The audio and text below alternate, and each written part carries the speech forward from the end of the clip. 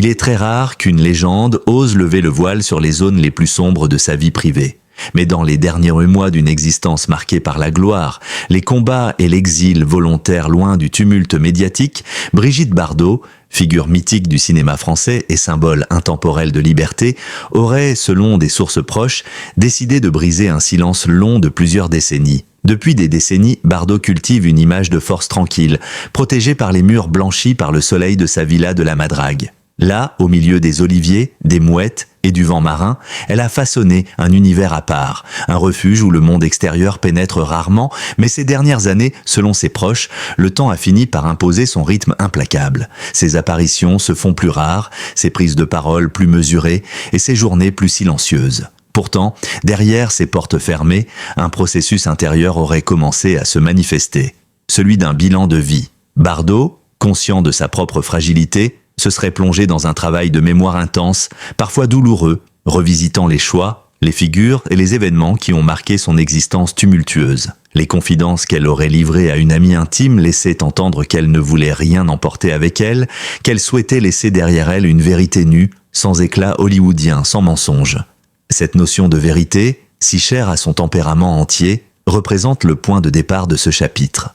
Bernard Dormal, conseiller politique et époux de Bardot depuis 1992, est toujours apparu aux yeux du public comme un homme discret, loyal, un pilier sur lequel la star pouvait compter. Leur union, bien que loin des projecteurs, formait une sorte d'équilibre paradoxal, deux personnalités fortes, deux trajectoires opposées, elle, l'icône rebelle du cinéma, lui, l'homme d'influence des coulisses politiques. Cependant, comme dans de nombreux couples célèbres, ce qui est visible à la surface ne représente qu'une fraction de la réalité. Au fil du temps, des fissures auraient commencé à apparaître. Selon un proche du couple, Bardot aurait confié que le silence était devenu un habit, un vêtement qu'elle portait chaque jour sans que personne ne le remarque. Ce silence-là n'était pas celui apaisant de la Méditerranée, mais plutôt un silence intérieur, dense, lourd, presque oppressant. Selon ces mêmes sources, l'actrice aurait gardé pendant longtemps une forme d'ambivalence, un mélange d'amour, de reconnaissance et de méfiance, une contradiction qui dépensait beaucoup d'énergie à dissimuler. Il ne s'agissait pas d'un secret anodin, mais d'une vérité qu'elle ne s'était jamais autorisée à révéler, par peur des conséquences, par peur de briser l'équilibre fragile de sa vie. Les premières confidences, « Je ne veux plus protéger personne », la première fois qu'elle aurait évoqué cette intention de révéler ce secret, remonterait à une discussion privée datant de près de 2 ans. Une amie intime de Bardot décrivit la scène comme « troublante ».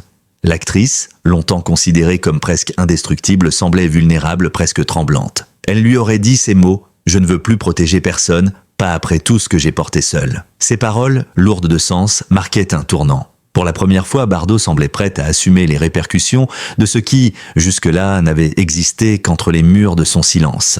Ce secret n'était pas simplement une anecdote ou un détail de sa vie privée. Il représentait, selon l'ami en question, une blessure profonde ancrée dans une période très particulière du couple, une blessure que la star avait longtemps tenté d'oublier sans jamais y parvenir. Mais qu'est-ce qui avait bien pu provoquer un tel basculement ? Pourquoi Bardot, si attachée à la maîtrise de son image et à la préservation de ceux qu'elle aime, avait-elle senti le besoin quasi urgent de parler avant qu'il ne soit trop tard ? Avec l'âge viennent souvent des réflexions intérieures d'une intensité que seules les personnes ayant traversé une vie d'exception peuvent véritablement comprendre. Bardot, dans sa solitude choisie, aurait commencé à écrire des notes, comme pour archiver ses pensées, ses douleurs et ses regrets. Certains de ces brouillons, selon un membre de son entourage, laissaient transparaître une tension palpable, l'envie de dire la vérité et la peur de détruire un équilibre fragile. Dans plusieurs de ses écrits, elle évoquait une période d'ombre, un moment où elle se serait sentie trahie non pas par le monde extérieur,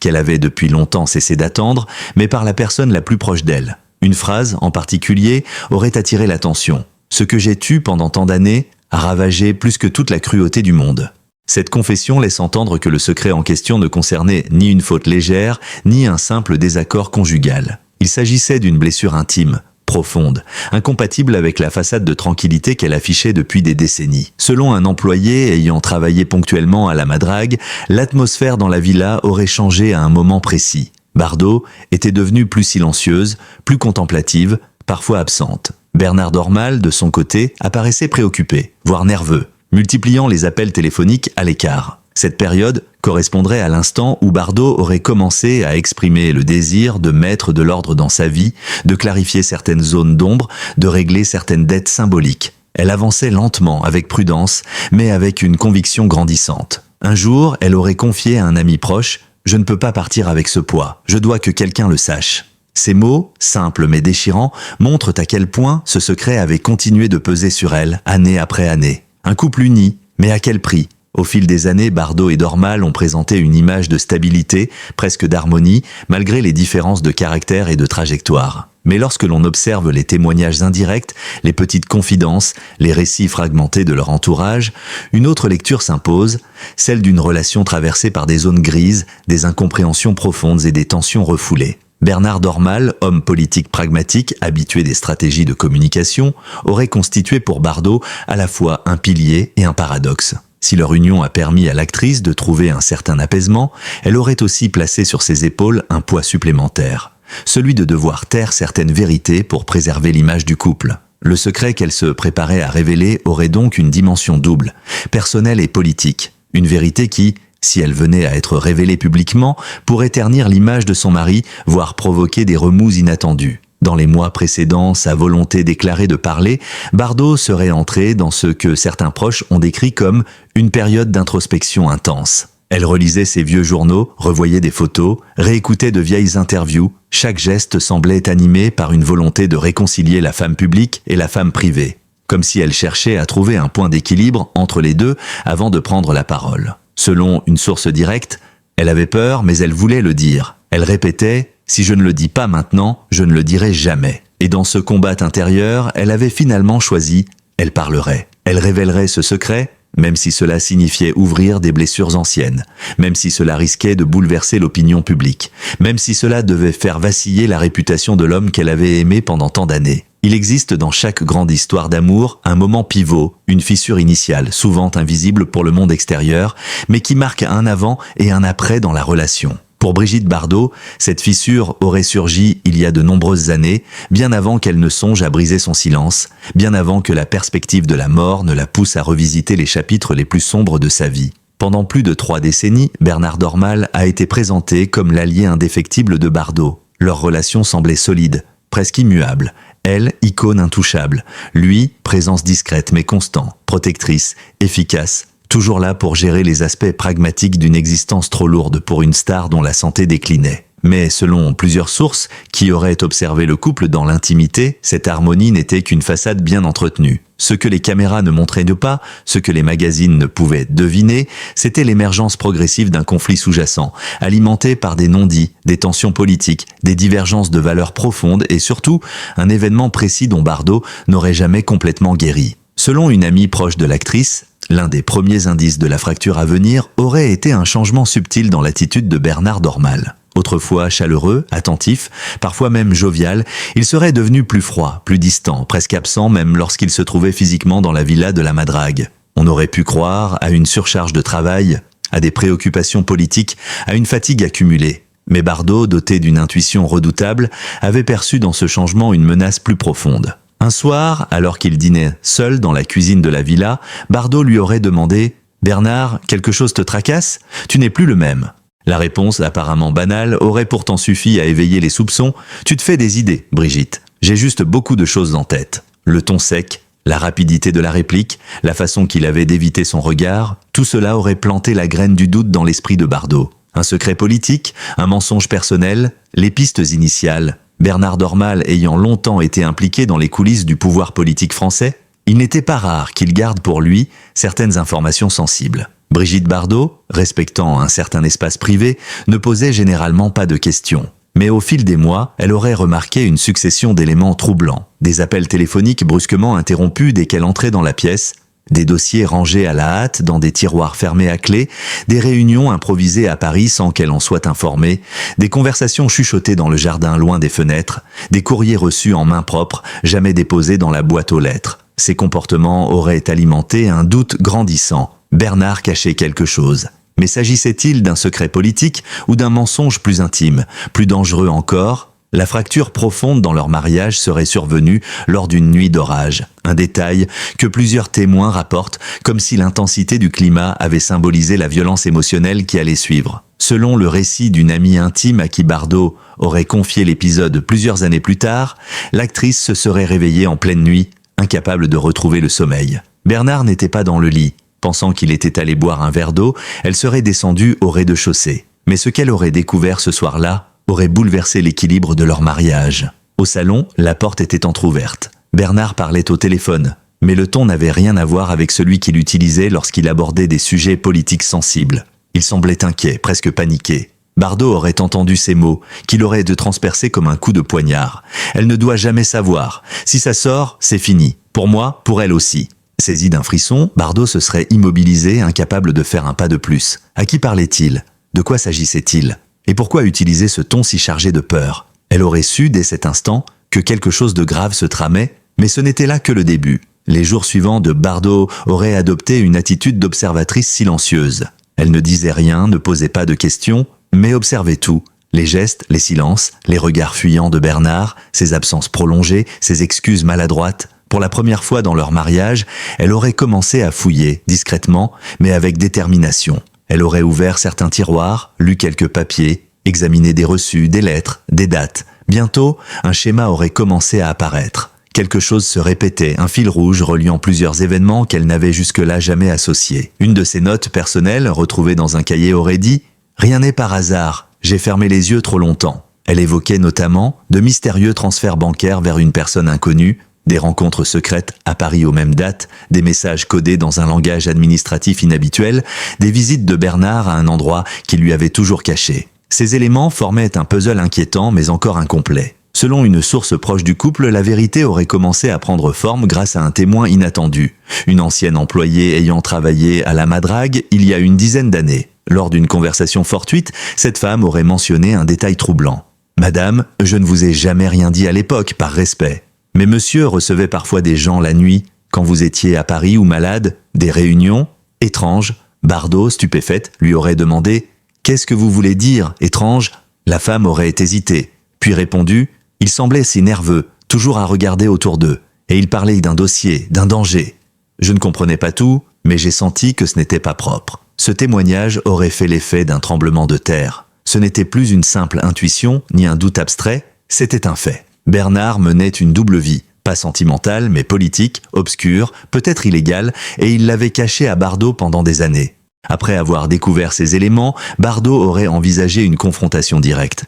Mais une seconde réflexion plus prudente l'en aurait dissuadé. Elle aurait senti que Bernard, acculé, pourrait réagir violemment, et pas physiquement mais émotionnellement, stratégiquement, médiatiquement. Elle, qui avait passé sa vie à défendre les animaux, à affronter les journalistes, à lutter contre l'hypocrisie politique, se retrouvait soudain prisonnière de sa propre maison, de son propre mariage. Selon une note dans son journal, « Si je parle maintenant, tout explose. Si je me tais, je me détruis. Comment choisir ?» Et elle a choisi le silence. Mais un silence lourd, torturé, un silence qui ronge. La vérité interdite, un secret trop dangereux ? Progressivement, Bardot aurait compris que ce secret ne touchait pas seulement sa vie privée, mais aussi un réseau plus vaste, complexe et sensible. Bernard Dormal, selon ce qu'elle aurait déduit, cachait une implication dans une affaire politique sensible, des liens avec des financiers ou des groupes d'influence, une transaction qu'il craignait être révélée, quelque chose pouvant nuire à sa carrière, à sa réputation et à la sécurité du couple. Elle aurait alors écrit « J'ai épousé un homme, pas un mystère. Mais c'est un mystère qui dort dans mon lit. » À partir de ce moment-là, leur relation aurait changé de nature. L'intimité se serait effritée. La confiance se serait brisée. Les conversations se seraient réduites à l'essentiel. La santé, les animaux, l'intendance, les obligations. Mais derrière cette routine, deux solitudes évoluaient côte à côte. Bardot, rongé par la vérité qu'elle n'osait révéler, Bernard, obsédé par ce que l'actrice pourrait découvrir. Cette tension permanente aurait rendu la villa de la Madrague méconnaissable. Un lieu autrefois rempli de lumière devenu un espace d'ombre. L'actrice, affaiblie mais lucide, aurait compris que ce secret l'accompagnait depuis trop longtemps. Son silence avait un prix, la détérioration de son bien-être psychologique. Elle aurait décidé qu'un jour, elle parlerait, qu'elle raconterait tout, mais elle devait d'abord comprendre toute la vérité, et pas seulement des fragments. Elle aurait écrit dans son journal « Je ne veux pas me venger, je veux me libérer ». Pendant des années, Brigitte Bardot avait porté en elle un secret corrosif, un secret qui avait érodé lentement sa tranquillité intérieure, un secret qu'elle avait voulu oublier avant de comprendre qu'il finirait par réclamer son dû. Les proches de Bardot racontent que tout a véritablement commencé lors d'un hiver particulièrement rude. Le froid s'infiltrait jusque dans les murs de la Madrague, et dans ce silence glacé, Bardot s'était mise à écrire plus que jamais. Elle passait de longues heures dans une petite pièce donnant sur la mer, entourée de carnets, de lettres anciennes, de photos qu'elle n'avait pas regardées depuis des années. Une amie très proche confia « Cet hiver-là, Brigitte semblait flotter entre deux mondes. Elle disait qu'elle devait régler quelque chose avant qu'il ne soit trop tard. C'est à ce moment précis qu'elle aurait murmuré un jour, presque pour elle-même, « Je dois laisser une trace, pas de ma carrière, mais de ma vérité. » Pendant plusieurs mois, Bardot aurait cherché à relier les fragments de souvenirs, les incohérences, les détails autrefois ignorés. Et plus elle fouillait, plus l'image devenait claire, inquiétante, insupportable. Des documents financiers jamais expliqués. Elle aurait découvert des transferts d'argent soigneusement dissimulés sous des aspects anodins, mais tous effectués vers la même personne inconnue. Des rencontres nocturnes tenues secrètes. Des témoins racontèrent l'avoir vue recevoir des visiteurs à des heures impossibles lorsque Bardot était absente ou malade. Un dossier enfermé dans une boîte scellée dans un tiroir qu'elle n'ouvrait jamais, elle aurait trouvé un ensemble de documents classés sous la mention « confidentiel, ne jamais divulgué ». Et surtout, l'exclusion totale de Bardot de ses décisions. Une phrase dans son carnet l'exprime avec une douleur saisissante. « Il a construit une vie parallèle dans notre maison et je n'ai rien vu. » Après avoir assemblé les pièces, Bardot se serait retrouvée un soir assise sur son lit, les documents éparpillés autour d'elle comme les débris d'un monde qui s'effondre. Selon une amie, ce fut la nuit où elle comprit toute l'étendue de la manipulation dont elle estimait avoir été victime. Elle aurait répété presque comme un mantra « Je ne veux plus mentir pour lui ». Ce n'était pas un cri de colère mais un souffle brisé. La voix d'une femme qui reconnaît enfin la blessure qu'elle a trop longtemps cachée sous la loyauté et le silence. Tout indiquait qu'elle voulait parler à Bernard. Elle avait rédigé une page entière de ce qu'elle comptait lui dire. Mais lorsque le moment arriva, quelque chose l'en empêcha. Non pas la peur de lui, mais la peur de briser définitivement ce qui restait encore de cette union. Une amie raconte qu'elle avait confié « J'ai eu la vérité au bout des lèvres, mais la vie au bout du cœur, je n'ai pas pu ». Au lieu de cela, elle choisit la voie la plus douloureuse. Garder la vérité en elle un peu plus longtemps, mais pas pour toujours. Ne pouvant se résoudre à se taire, mais incapable d'affronter directement son mari, Bardot décida de faire ce qu'elle n'avait jamais osé faire, s'enregistrer en train de raconter la vérité. Un après-midi, seule dans sa chambre, elle alluma un vieux magnétophone. Sa voix, faible mais ferme, emplit la pièce. Elle commença ainsi « Je ne veux pas que cette vérité disparaisse avec moi. Je ne veux plus être l'ombre de ma propre vie. » Pendant près d'une heure, elle parla sans interruption, comme si enfin, après des années d'oppression, les mots se libéraient d'eux-mêmes. Elle décrivit ce qu'elle avait découvert, ce qu'elle avait ressenti, et l'immense solitude qui l'avait envahie à mesure qu'elle prenait conscience du rôle qu'elle estimait avoir joué. Celui d'une figure publique utilisée plutôt qu'aimée pleinement. Le secret qu'elle tenait à révéler n'était pas une affaire criminelle ni un adultère. C'était quelque chose de plus subtil, mais infiniment plus douloureux pour elle. Brigitte Bardot aurait déclaré que Bernard Dormal avait manipulé sa voix publique pour servir ses propres ambitions politiques. Selon son témoignage, il aurait orienté ses prises de position sans lui dire pourquoi, filtré les informations qu'elle recevait du monde extérieur, utilisé sa notoriété pour peser sur certains cercles d'influence, organiser des rencontres politiques en son absence, parler en son nom dans des contextes où elle pensait être maître de sa parole. Pour Bardot, ce n'était pas un simple désaccord conjugal, c'était une atteinte à son identité, à sa liberté, à sa raison d'être. Dans l'enregistrement, elle dit d'une voix brisée « Je n'ai jamais été un instrument, je suis une femme, une âme, une conscience. Et pourtant, il a décidé pour moi, sans moi, trop souvent. » Cette révélation n'était pas scandaleuse pour le public, elle était dévastatrice pour Bardot elle-même. Elle écrit dans un de ses carnets « On ne me volait pas mes idées, on me volait ma voix, et c'était pire que tout. » Ce sentiment de dépossession avait rongé l'actrice pendant des années. À chaque fois qu'elle avait parlé publiquement, elle s'était demandé, secrètement, si ces mots étaient vraiment les siens. C'était cette confusion intime, cette fracture identitaire qu'elle voulait clarifier avant la fin. Dans les dernières phrases de son enregistrement, Bardot lança un message qui ressemble autant à une confession qu'à une libération. « Je ne dis pas cela pour l'accuser, je dis cela pour me retrouver, je ne veux pas mourir en mensonge. » Elle avait confié la cassette à une amie proche avec l'instruction suivante « Ne la divulguer qu'après ma mort, pas avant. Je ne veux blesser personne de mon vivant, mais je veux vivre dans la vérité une dernière fois. » Pour Bardot, cette révélation n'était pas un acte de vengeance, ce n'était pas une attaque contre son mari. C'était un acte de survie spirituelle. Elle avait compris, après une vie entière sous les projecteurs, que la seule lumière qui compte est celle que l'on a le courage d'allumer soi-même. Lorsque Brigitte Bardot termina son enregistrement, quelque chose en elle s'était apaisé. Non pas la douleur, celle-là restait vive, brûlante, enracinée dans des années de solitude intérieure, mais un sentiment de clarté, une légèreté fragile que seule la vérité confessée peut offrir. Selon une proche confidente, les jours qui suivirent l'enregistrement furent étrangement calmes. Bardot, qui depuis des années vivait sous l'emprise d'une tension invisible, semblait respirer plus librement. Elle aurait même dit, pour la première fois depuis longtemps, « J'ai dormi sans me retourner ». Dans son carnet, elle écrivit une phrase qui résume son état d'esprit « La vérité libère, même lorsqu'elle fait mal ». Elle est la seule amie qui ne trahit jamais. Ce renouveau intime ne signifiait pas que tout était réparé entre elle et Bernard Dormal. Cela signifiait qu'elle, Bardot, avait enfin repris possession de sa voix, celle qu'elle estimait avoir été confisquée pendant trop longtemps. Un message de femme plus que d'icône. Contrairement à ce que l'on pourrait croire, Bardot n'avait pas enregistré sa confession pour alimenter un scandale politique ou médiatique. Elle n'était plus depuis longtemps l'actrice de cinéma pour qui les unes de magazines représentaient un enjeu. Ce qu'elle voulait, d'après ses notes, était plus profond. Elle voulait parler en tant que femme, en tant qu'être humain, en tant que conscience. Elle écrivit « On m'a réduite à un symbole toute ma vie. Symbole de beauté, symbole de liberté, symbole d'excès, symbole de scandale. Je veux partir en tant que femme, pas en tant que mythe. » Cette volonté explique pourquoi elle n'avait pas cherché à humilier son mari, ni à exposer toutes les zones d'ombre qu'elle pensait avoir découvertes. Elle voulait témoigner d'un phénomène universel, la perte de soi dans un couple, la confiscation d'une voix, la dissolution d'une identité au profit de celle d'un autre. Ce que Bardot avait observé pendant des années, en relisant minutieusement les cahiers qu'elle avait laissés, ses proches découvrirent plusieurs thèmes récurrents. L'isolement masqué par la notoriété. Malgré son statut, Bardot avait souvent l'impression d'être invisible dans sa propre maison.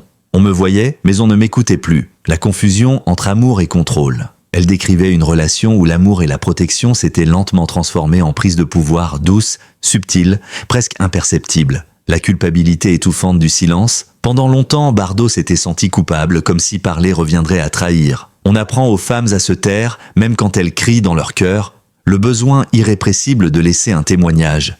Plus sa santé déclinait, plus Bardot ressentait la nécessité d'être fidèle à elle-même une dernière fois. Je ne dois rien à personne, mais je me dois tout à moi-même. Malgré la douleur que lui causait ce qu'elle estimait être une manipulation psychologique, Bardot n'avait jamais cessé de ressentir pour Bernard une forme d'affection complexe. Un mélange d'amour, de loyauté, de lassitude et de résignation. Elle écrivit « Je ne l'ai jamais détesté. Je me suis détesté d'avoir trop cédé. » Ce paradoxe intérieur explique pourquoi elle avait refusé d'exposer les détails les plus sensibles de ses découvertes. Elle ne voulait pas détruire Bernard. Elle voulait simplement cesser d'être détruite en silence.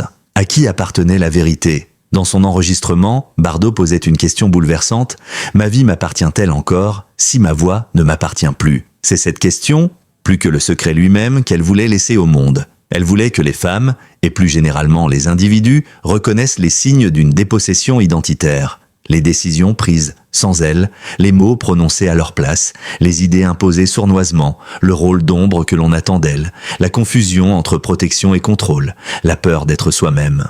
Bardot avait passé tant d'années à être un symbole de liberté extérieure qu'elle avait fini par oublier sa propre liberté intérieure. Ne pouvant garder la cassette près d'elle, par peur d'être découverte ou par peur d'hésiter encore, Bardot la confia à une amie de confiance avec des instructions très précises. « Quand je ne serai plus là, fais ce que tu veux de mes mots. Publie-les, garde-les, brûle-les, mais ne les oublie pas. Je veux qu'au moins une personne sache que j'ai parlé. » Ce geste montre que Bardot n'avait pas l'intention de déclencher volontairement un tumulte public. Ce qu'elle voulait, c'était exister une dernière fois dans la vérité. Le véritable sens de ce secret, terrifiant, ce qui rendait ce secret si douloureux, n'était pas sa dimension politique, ni son potentiel scandaleux, ni même la possibilité qu'il ternisse l'image de Bernard. Ce qui le rendait terrifiant, pour Bardot, c'était la prise de conscience suivante. Pendant des années, elle n'avait plus été maîtresse de sa propre voix. Elle, Brigitte Bardot, l'un des symboles les plus puissants de l'indépendance féminine, s'était retrouvée réduite à un rôle secondaire dans sa propre vie. Pour elle, c'était là une tragédie intime, une blessure existentielle, un héritage de courage, pas de colère. Dans les dernières pages de son carnet, Bardot écrivit quelque chose qui ressemble à un manifeste, ou peut-être à un adieu. « Je ne veux pas être pleurée, je veux être comprise. Aimez la femme que j'ai été, pas l'icône que vous avez inventée. Et n'oubliez jamais que la liberté commence là où s'arrête la peur. » Ce furent probablement les mots les plus sincères de toute sa vie. Cher lecteur, si vous avez suivi cette histoire jusqu'à son terme, c'est que vous aussi, vous recherchez la vérité, l'émotion et la profondeur humaine qui se cachent derrière les apparences. Si vous appréciez les enquêtes approfondies, les récits qui touchent le cœur, les analyses consacrées aux célébrités, les révélations racontées avec respect et sens artistique, alors je vous invite chaleureusement à vous abonner dès maintenant à ma chaîne. Votre abonnement me permet de continuer à produire des reportages détaillés et exigeants, vous offrir des histoires vraies, empreintes de sensibilité et de profondeur, préserver une qualité journalistique honnête et rigoureuse, et construire une communauté passionnée par la vérité et l'élégance du récit. Cliquez sur s'abonner, laissez un like si cette histoire vous a ému, et n'hésitez pas à commenter pour partager vos impressions. Merci de votre fidélité et de votre présence. À très bientôt pour de nouveaux récits, là où la vérité, l'émotion et l'humain restent toujours au cœur de chaque histoire.